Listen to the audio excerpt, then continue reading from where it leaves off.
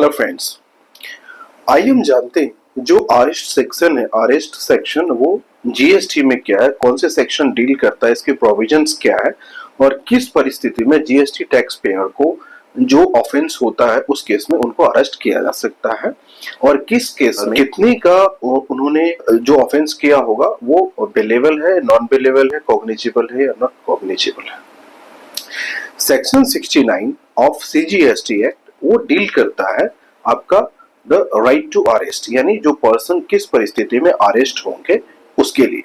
Section 69 deal करता है कि अगर कमिश्नर को लगता है as a reason to believe that कि जो पर्सन है उसने एक ऑफेंस कमिटेड किया है जो स्पेसिफाइड है अंडर द क्लॉज ए और बी और सी और D of subsection 1 of section 132 which is punishable, जो पनिशेबल है, और वो जो स्पेसिफाइड है अंडर द क्लॉज 1 और 2 of subsection 1 of section 132 and under that conditions जो कमिश्नर है वो अपने ऑर्डर से ऑथोराइज कर सकते हैं प्रॉपर ऑफिसर को of CGST to arrest such a person.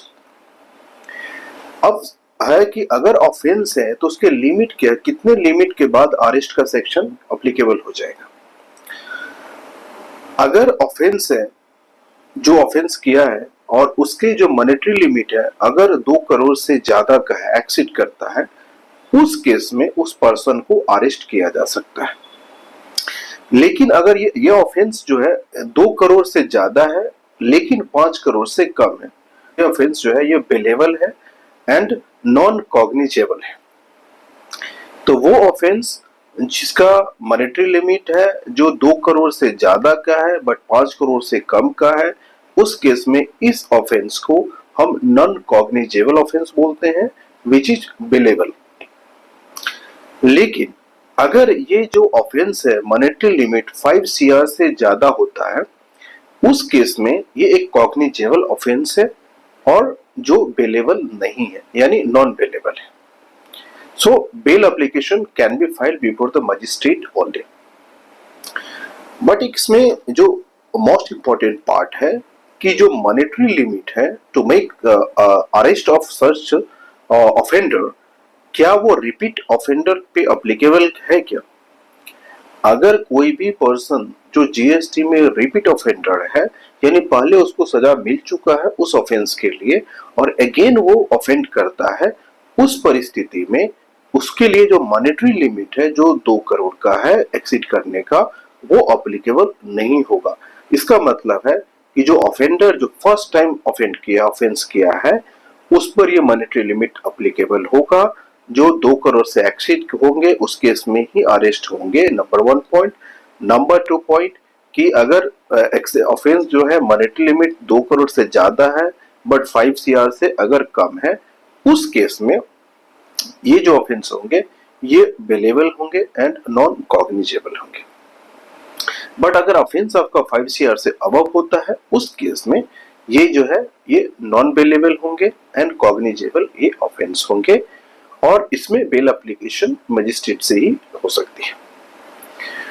Second thing है कि जब भी आप पर्सन को अरेस्ट करते हैं तो ग्राउंड्स ऑफ अरेस्ट उसको बताना पड़ेगा, इन्फॉर्म करना पड़ेगा।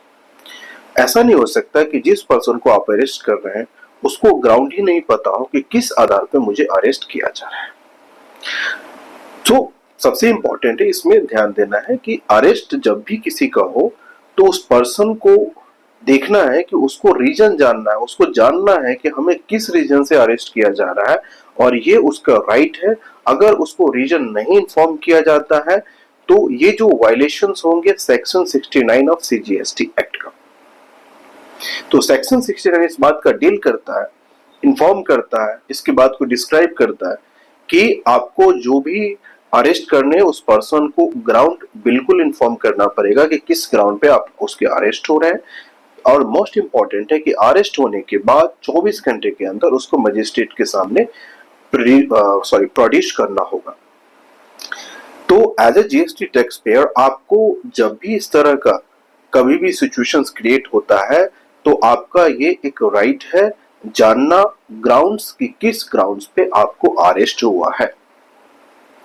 दूसरा है कि जब भी अरेस्ट होंगे उसमें जो मॉनेटरी लिमिट है उसका काफी इंपॉर्टेंट रोल है, उसको देखना होता है। To get more information related to the GST litigation, please subscribe our channel. Thank you.